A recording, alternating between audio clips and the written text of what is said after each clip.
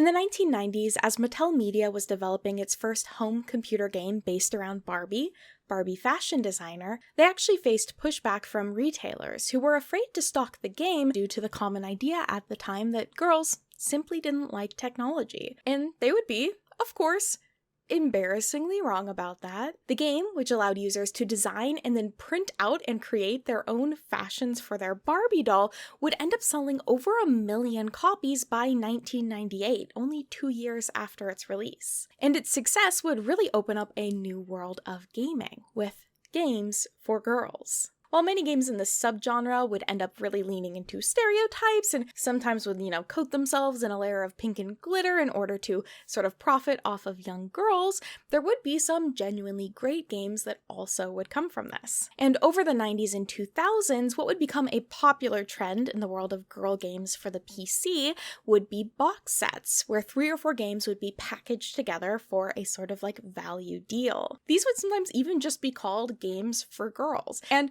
I myself can say that I put many hours into Games for Girls Volume 3.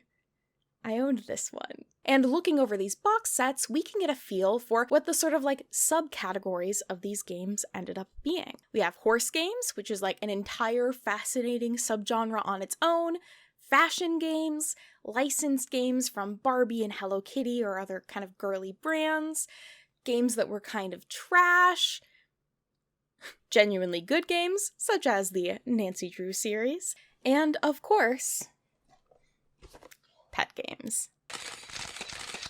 The virtual pet subgenre of games really came into popularity in 1995 with the release of Cats and Dogs for the PC. Selling over 1.5 million copies worldwide, these were the beginning of the mostly successful Pets franchise.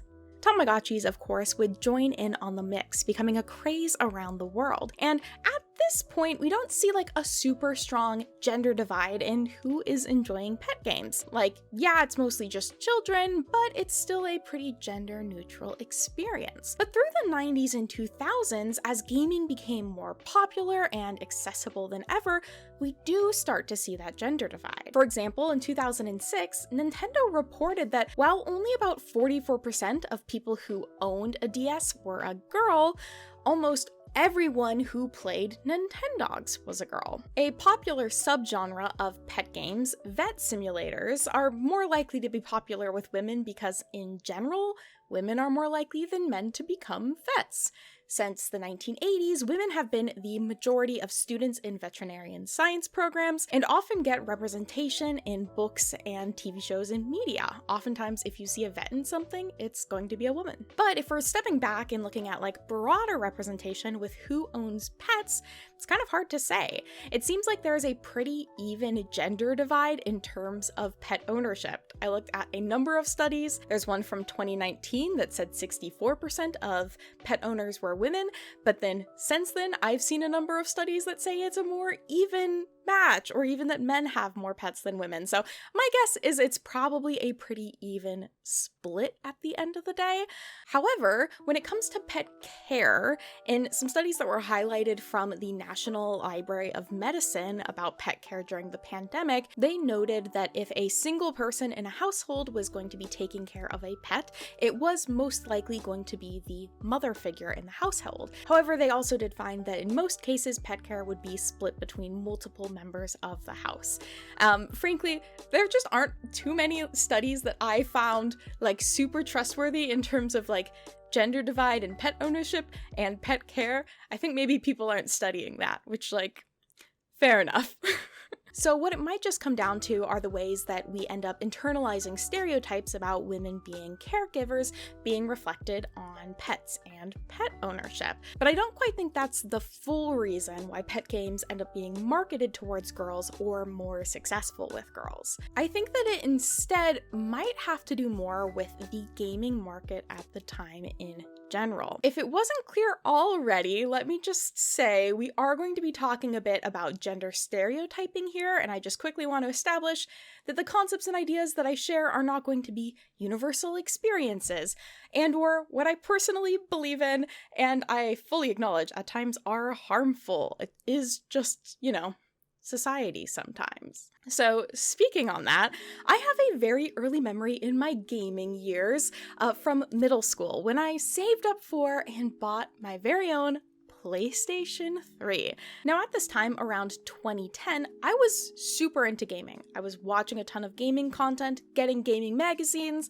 Like, I wanted to be in on all of the games, playing the it games of the time, and getting my PlayStation 3 was like a huge part of that. It was very exciting. But there was one major issue with all of that, which was that I wasn't old enough to buy most of the games I wanted.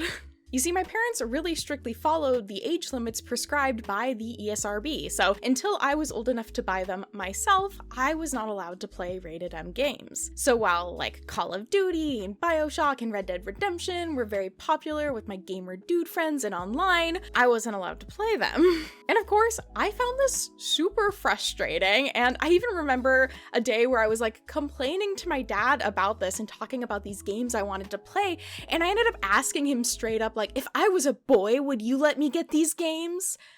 And he said yes. He did not win Dad of the Year that year, let me tell you.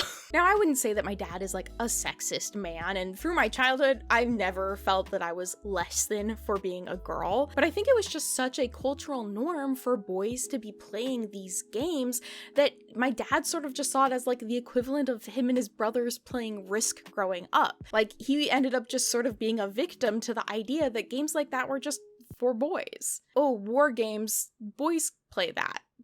To boys, they do it. I'm not one of them. Now, of course, I wanted to see if I could find like a study to back up this concept about like gender and the ESRB ratings and they don't matter for boys. I couldn't find one that I could access that wasn't like $50, which, please, researchers, don't paywall stuff. I know why you do it, but like, please make education accessible. But I know it's a common thing that I've seen and other people have seen where like a kid goes into a game store with like a mom or grandma or parent and is like, this is the game I want. And the employee's like, hey, do you know what this game contains? And the parent's just like, whatever. I know that that's happened and I didn't get to experience it, so I'm very jealous. Because these age limits to the ESRB were like not really being equally applied to boys and girls, there would be a lot more games available that would be considered appropriate for boys than for girls. So even if a game for kids was designed to be completely gender neutral, it might have ended up being more popular with girls simply because of these gender stereotypes. Girls would have less options of games to pick from that were considered like safe options, whereas boys could hypothetically have any game to pick from. So that's just a little bit of my own opinion as to why pet games might have ended up becoming games for girls. Now, I'm not saying they are only ever games for girls, but I will say one of them very specifically, I believe, was designed to target them, and that game is Hollywood Pets. Let's go to Hollywood. Oh my god, hi! We're going to Hollywood, right? I don't have a small animal that I can put in a purse, so Wizard Cat is trying his best. Okay. Hollywood Pets was developed by 3Wave Software Inc. 3Wave was founded in Vancouver in 1994, and the company specialized in a very specific type of game. They made multiplayer game modes for FPS games. 3Wave has been thrilling FPS fans consistently since 1996, delivering addictive online content and gameplay to select titles. Quake, Doom, Wolfenstein, and the Jedi Knight series are just a couple of examples of titles that the company would make online multiplayer content for. And for some reason, they don't list Hollywood Pets anywhere as a game that they created. Now, it might sound like some sort of conspiracy is brewing here, but sadly, it's not. It turns out that just somebody on Moby Games mislabeled the developer for this game. So I foolishly believed them and trusted them, and then upon doing research was like, maybe this doesn't actually make sense. Sure enough, It didn't make sense. They did not develop Hollywood Pets. Hollywood Pets was actually developed by Lost Sock Games, which I can find alarmingly little information about other than their website via the web archive. The company originally started as a puzzle game developer, but would shift into the pet simulation genre with Puppy Love for the PC in 2006, which I'm almost positive that I've played before. Positive, because that dog just looks so familiar to me. Like, I've seen that man.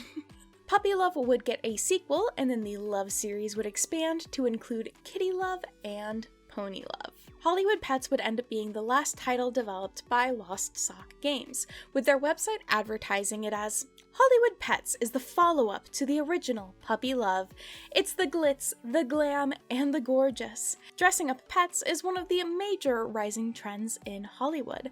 Posh celebrities are determined to have posh pets, and they spare no expense when it comes to accessorizing them. So the game was not only attempting to tap into the popularity of pet sims, but also add in a Hollywood glamour twist. Releasing in 2007, Hollywood Pets was attempting to grab onto the popularity of celebrity culture at the time, with it girls being seen carrying their small dogs with matching accessories through Hollywood, LA, Beverly Hills, or whatever part of California was popular at the time. The box advertises the following features: over 30 stylish accessories, choose from Chihuahuas, Toy Poodles, Bichon Frise, Shih Tzus, and more. Puppy needs include hunger, thirst, fatigue, hygiene, and more. Very relatable. 7 trendy LA hotspots. So with all that, I think we're ready to take my pets to Hollywood. Hollywood Pets opens up with a menu where we can select our name, our dog's breed, dog's gender, and dog's name. I'm guessing at some point they might have intended this game to not only include dogs, but for now it's going to be a dog-exclusive experience. Sorry, Muska. He's sadly not behind me because I got him a better chair set up over there, but he doesn't know how bad that is for my videos. He's not thinking about the views. For some reason, the game wasn't really liking my keyboard's inputs, so my name ended up being The breeds you can pick from include Beagle, Pug, Chihuahua, Boston Terrier, Fox Terrier, and Mini Pinscher, which is kind of weird because they are not the dogs on the box. I don't know if I unlocked more options, but for the time being, those were what I got to pick from. I decided on the Mini Pinscher because I really wanted, I don't know if they're actually pronounced Pinscher or Pinscher, I'm sure one of you will let me know, but we had one of those big books of dog breeds growing up, and I always thought that Pinschers looked like deer, so I really wanted a pet deer. So here's my dog. She's a little girl named B. Finishing up the character creation, the game introduces us to the backyard, congratulating us on our adoption and giving us some general information about the game. So I was thinking, great, I'm excited to go on an adventure with my dog and learn more about a pet's life in Hollywood. Which might have been just some bold assumptions on my part. See, if you're anything like me, you might have some general expectations about what a pet or dog simulator is going to be like if maybe you played Nintendogs like I did a lot of growing up. So I just need you all to take those expectations and then divide them in half, and then also recognize that they're probably going to be a little too high still. So go in with that mind frame. Clicking on the menu button opens up a list of options for things that you can do, which includes going to the pet shop to buy things, activities, change location, and dress up.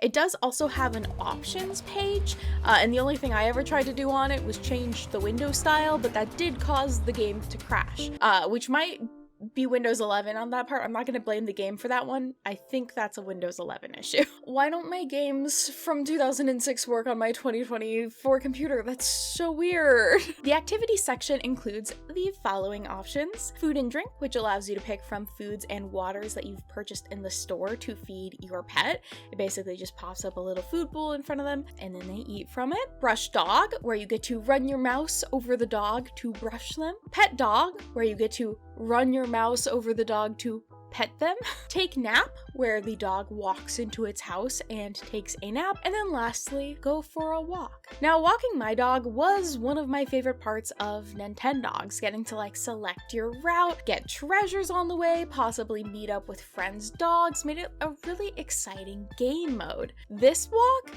Not an exciting game mode. An animated scene will play with your dog running alongside some McMansions, not on a leash by the way, also with nothing that you can interact with. So you're just gonna sit for like 10 seconds and just watch your dog pee and run. These activities are how you maintain your dog's stats, which are on the bottom right side of the screen. These stats will lower as your dog walks around in its yard, but thankfully if you're on any of the menus, they do pause. So your pets are safe, unless you're like me and you just leave your games open and running for hours while you do other things because you get distracted. Rest in peace. The pet store includes different accessories and outfit pieces, dog houses, as well as food for your dog. But you may be wondering, how do we make money in this world? Well, if you click on the Change Locations button, you can see that there's a photo shoot option. This is the only minigame in the game, and it's a challenge where you have to try to time your clicking with a little meter on the left-hand side of the game. Now, it took me an alarming amount of time to figure out that was what determined my score. I was trying to time my photos with what my dog was doing. Incorrect. Not how you take photos. Get it together. So you get 5 tries to take a photo, and then at the end of each round it'll ask you, do you want to play again? And I always said yes, because I am here to grind Hollywood pets. I am ready to rumble. And I don't know if it was just my PC or the game in general, but for some reason, the more times I would say yes and replay it, the faster this bar would move around, making it like impossible for me to time the clicks. I also think like it intentionally did this thing where the bar would raise less and less the more times you repeated to like represent your dog getting tired. But that would be really easily fixed by just like leaving the minigame and then coming back to it. I'm not letting my dog rest. We have rent to pay here, okay? We need to become a celebrity dog. So with this minigame, you could make between $0 and about $50 per photo. And as soon as I figured out this was the way to make money in the game, I just put on a YouTube video, like sat back, relaxed, and probably played for a good 30 minutes this game, just repeating it over and over again. And I don't even know why I needed the money. I just wanted it. But eventually I did kind of get concerned that maybe that wasn't, the most ethical way for me to treat my little puppy. So I decided let's have a break and visit one of these other hip LA locations. The park. The park acts like a sort of chill zone where your dog's needs don't go down and it just hangs out. The only other thing that you can do here is practice dog tricks that you can buy from the store. So I immediately left, went and bought as many dog tricks as I could, and was back on that grind so I could buy the rest. And this actually would pay off, because once you unlock a certain amount of dog tricks, you get to unlock a new location, which is the Celebrity Pet Show. Ooh, what famous people will we meet? What celebrity dogs will we see? None, because it's actually just another photo shoot game, except this time make a lot more money for each photo. So, it was time to grind. Eventually, I bought every dog trick that was available, so I decided I had to set my sights higher. It wasn't enough for my dog to have all of the knowledge of the world. They needed everything. So, I once again set up a video essay, sat back in my chair, and spent an ungodly amount of time saving up money so I could buy out the local pet store. But one thing was looming in my mind, a final locked location on the travel menu, the country club. Elusive and exclusive, oh, how on earth could I get in? What did I need to do to earn a coveted spot for me? And confused and unsure of my pets and I's status in the world, I decided to turn to my one comfort in times of need. Retail therapy. And on that journey of buying everything in the store, I discovered the ultimate truth in life. You can simply buy your way into the country club. I just bought a membership. That's all I needed to know. My moment was here. Me and were ready to see how the 1% of the pet world truly lives. And it turns out, it's just like the park and you can't do anything here. And that's the entire game.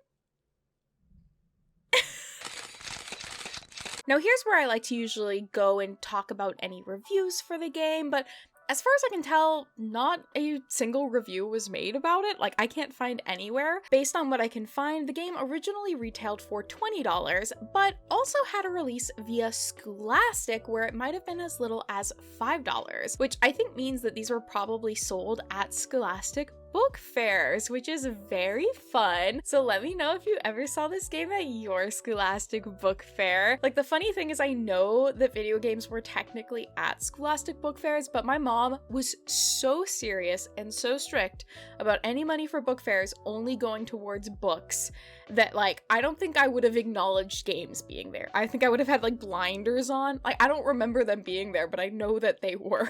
Another interesting little thing about this game is it actually had a patch available for it via Lost Sock's website. I myself haven't tried the patch just because it's like, I don't love downloading stuff off of websites from the Internet Archive, but it is odd to remember a time where patches would just like be uploaded to developers' websites and you'd have to get them from there, and developers would just have to like hope that consumers would check the website and download them. That's crazy times, you know? Crazy. It was crazy back then. But in terms of my own review of the game bad.